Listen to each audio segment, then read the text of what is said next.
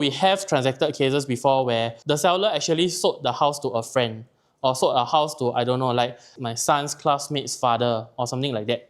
Right, so typically what happens is that during this time when they actually sort of know each other, they will find that you have no more value. They'll be like, hey, this is my friend, this is my, I don't know, cousin or uncle or whatever.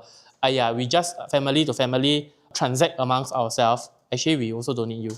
Right, so they might guilt trip you into like saying that, oh, actually, this is just an internal family matter. You no longer deserve any commission, number one. Or number two is like, oh, because we are related, therefore you should not be getting so much commission.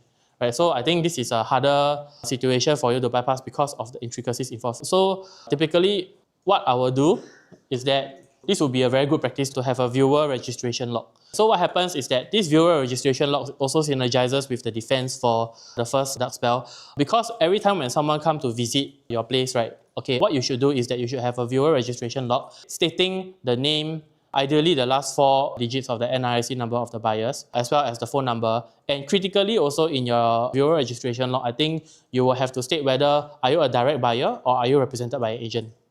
Right, so if let's say today you are represented by an agent, then can you please state the CA registration number of the agent that you are being represented on? Right, so this viewer registration log will protect you and your interests in time to come.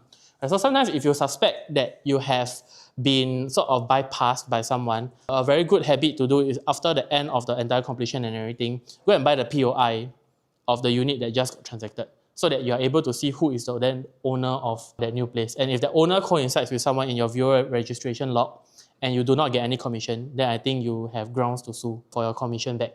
Okay, so of course, this is not entirely foolproof, because let's say, for example, husband and wife, they want to buy under the wife's name. In the viewer registration log, they might put the husband's name. Right, so I would say that if you want to try to protect your interests, try to be as complete as possible. Right, but then again, if they really do have intentions to bypass you, there is still a loophole. Right, but then these are some necessary defense that you can have to sort of protect that.